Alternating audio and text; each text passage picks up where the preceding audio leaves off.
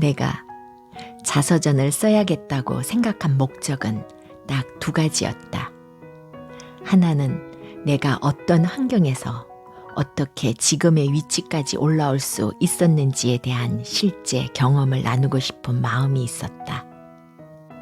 그리고 이 경험을 수많은 청년들이 간접 경험함으로써 상황을 탓하지 않기를 바랐다.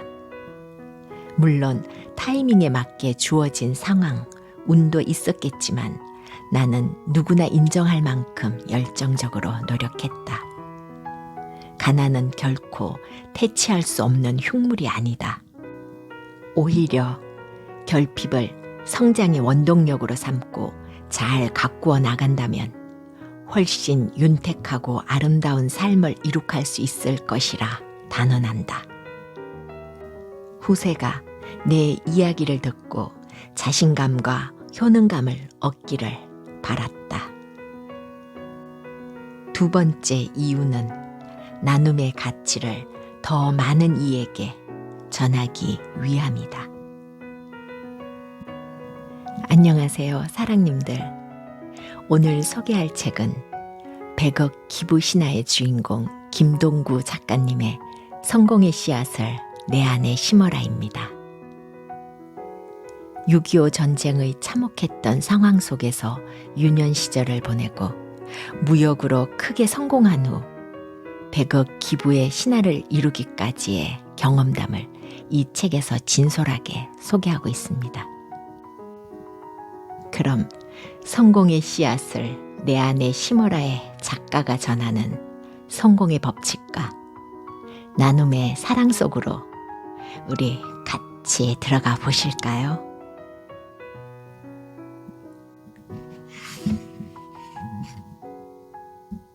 기부자, 나눔의 씨앗을 심다. 경쟁은 세상을 발전시키는 원천. 여러 사업을 진행하며 경쟁은 나의 삶에서 뗄래야 뗄 수 없는 부분이었다. 특히 경쟁은 말 그대로 해석하면 같은 방향으로 가는 사람들끼리 서로 선두를 차지하기 위하여 최선의 노력을 다하는 것이라고 생각할 수 있다. 언뜻 생각하면 경쟁이라는 것은 사람을 괴롭히는 것이라고 생각하기 쉬운데 나는 경쟁은 세상을 발전시키는 원천이라고 생각하고 싶다. 인간 사회에서 경쟁이라는 것이 없다면 현재 우리가 누리고 있는 문명의 혜택은 누릴 수 없었을 것이다. 물론 나라마다 경쟁에 대한 인식이 다를 수 있다. 예를 들면 미국은 경쟁이 영웅을 만들어내는 과정이며 일본은 경쟁 자체가 그룹의 힘으로 이겨나가는 것을 의미한다. 하지만 한국은 경쟁이라 하면 개인이 무조건 상대를 끌어내리고 짓밟는 것으로 생각한다. 이렇게 경쟁에 대한 다양한 생각이 존재하는데도 경쟁을 부정적으로만 보는 시선은 아주 어리석은 것이라 생각한다. 실제로 나는 여러 사업을 경험하며 이러한 과정을 곁에서 많이 봐왔다. 문화적 차이를 느끼며 여실히 깨달은 것이다. 예를 들면 미국의 사례를 보자. 대부분의 미국 사람들은 올림픽에서 메달을 따면 금이든 은이든 동이든 묶어서 메달리스트라고 부른다. 하지만 한국은 금메달이 아니면 모두 낮잡아 표현한다. 세계 대회에서 은메달을 딸 실력이라면 전 세계에서 2등이라는 뜻인데 에이, 그깟 은메달을 따가지고 뭐 그리 자랑을 하는가 라고 생각하는 것이다.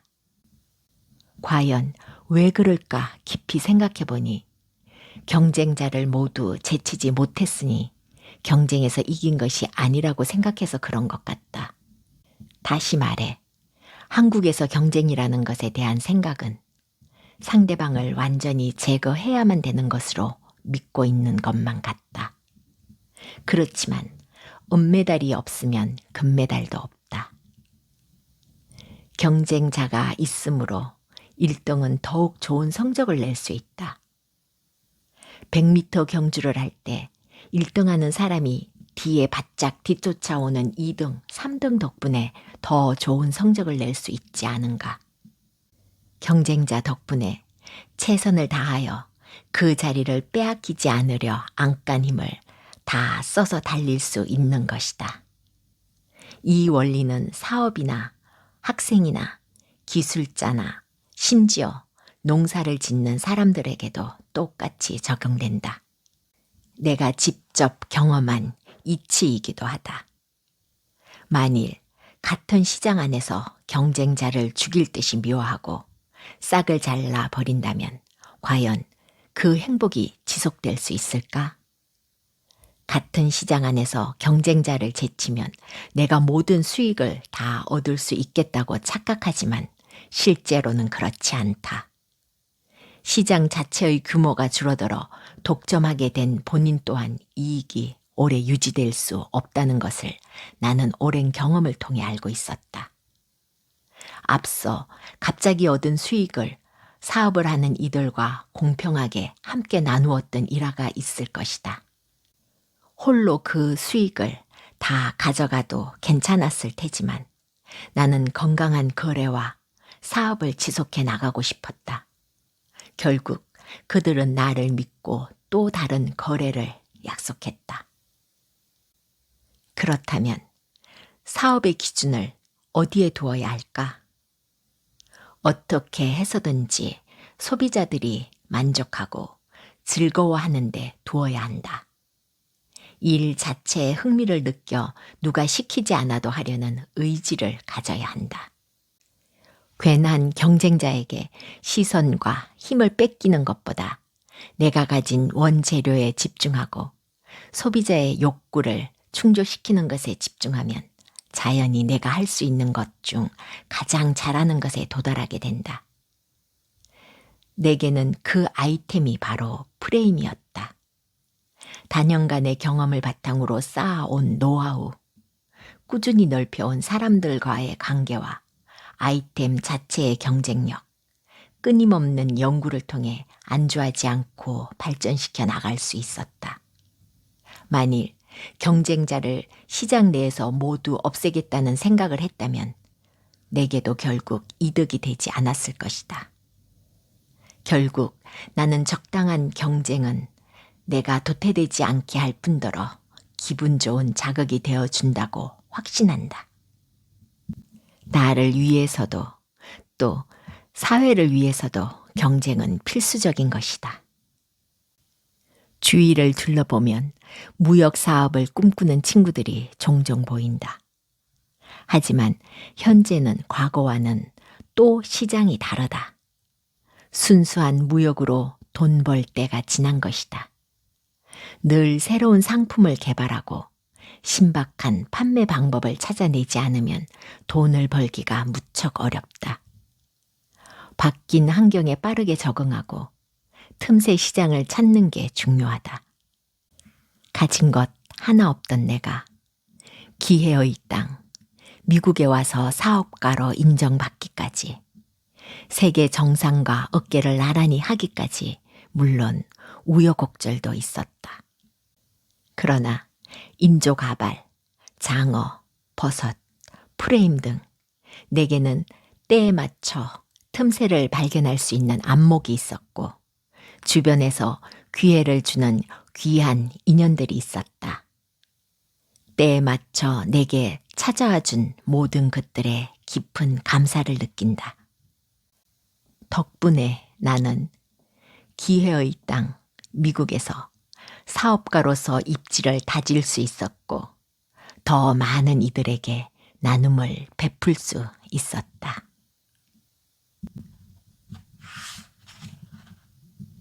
성공의 법칙, 돈과 기회. 돈을 벌고 싶다면 기회는 누구에게나 온다. 단 어떤 이에겐 그 기회가 눈에 보이고 어떤 이에겐 그 기회가 눈에 보이지 않는다는 차이가 있을 뿐이다.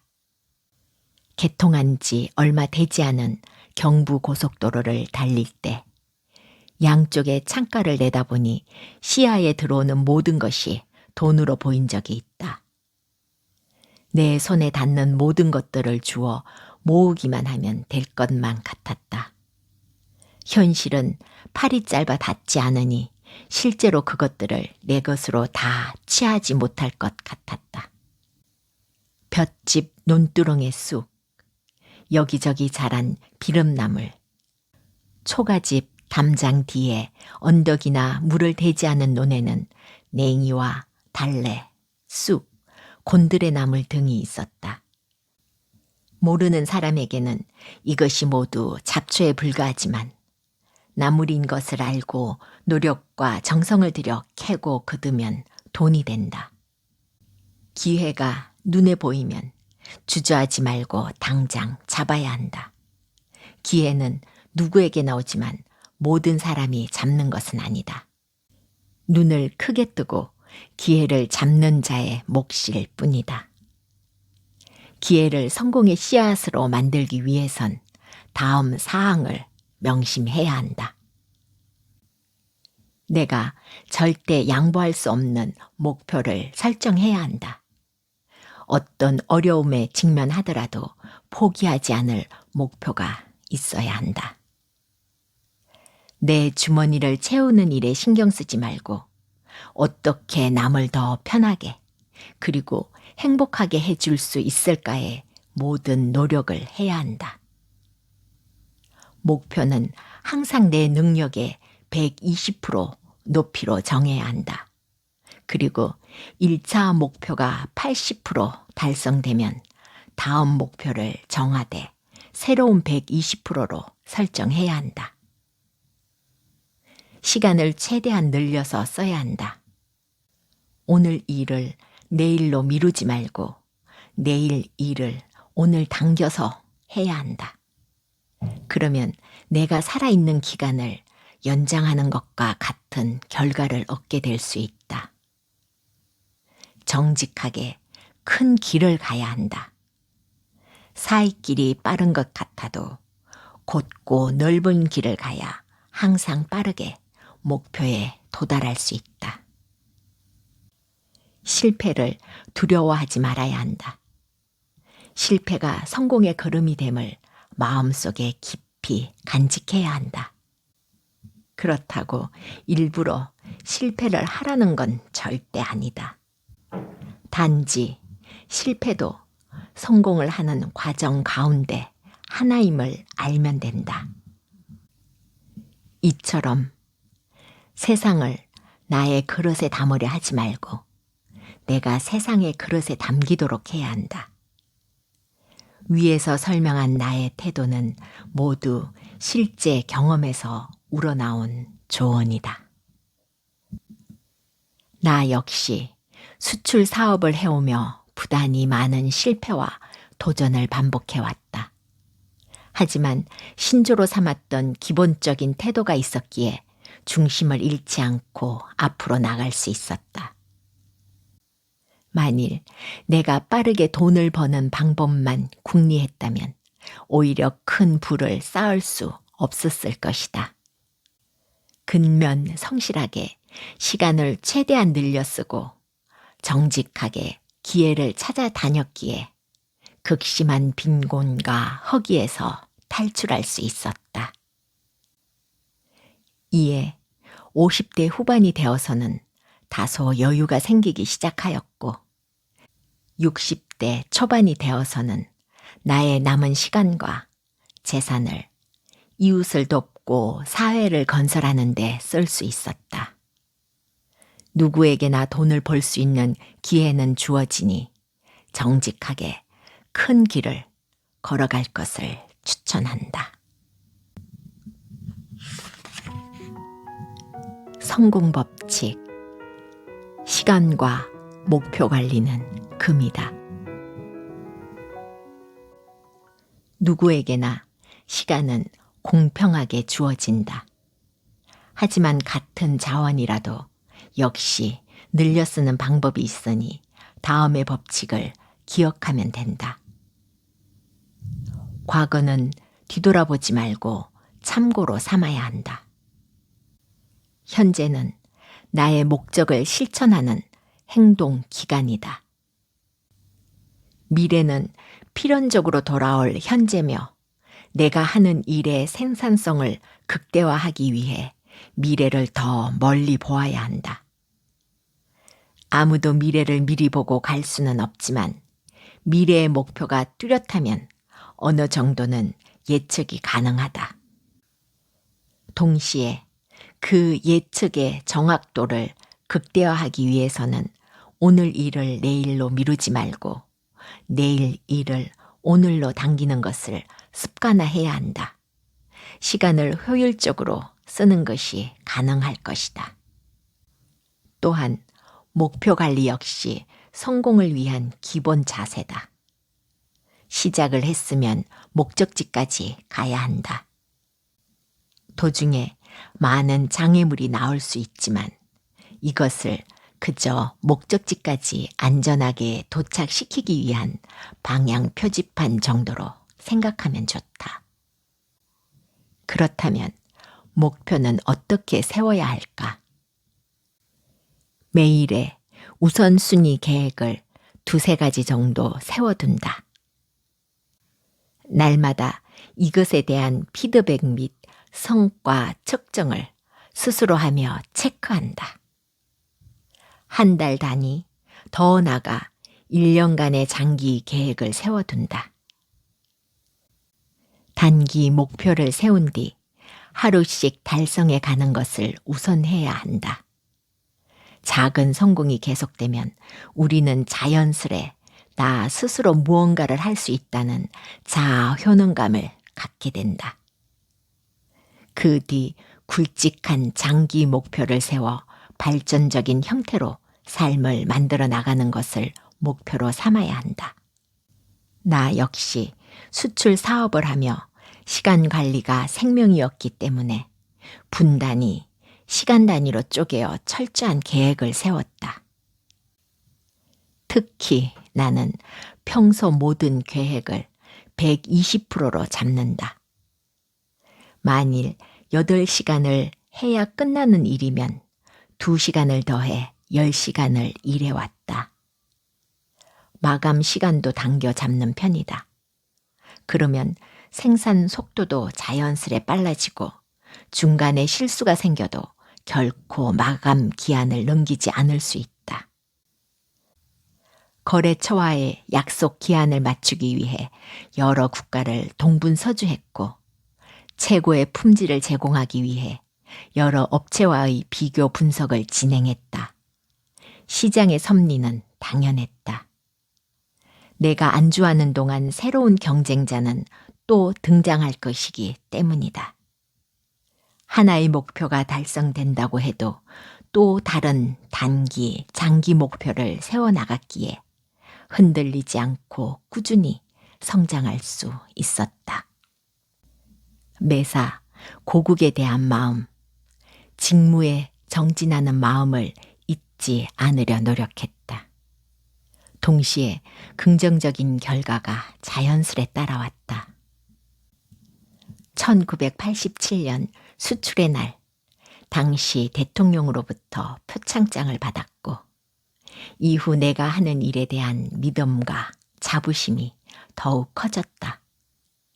수출 산업을 통해 국가에 이바지한다는 점이 무척 뿌듯하며 뭉클했다. 오늘의 낭독은 여기까지입니다. 우리가 잊고 지냈던 6.25 이후 우리나라 경제 이면의 상황과 악조건 속에서도 이를 극복하고 수출을 성공적으로 이끌어내는 수출 역군들의 숨막히는 상황들을 가슴 조이며 읽었습니다. 지금 누리는 이 풍요가 전쟁의 잿더미 속에서 일어선 부모 세대들에 대한 감사하는 마음으로 다가옵니다. 사랑님들, 오늘도 행복한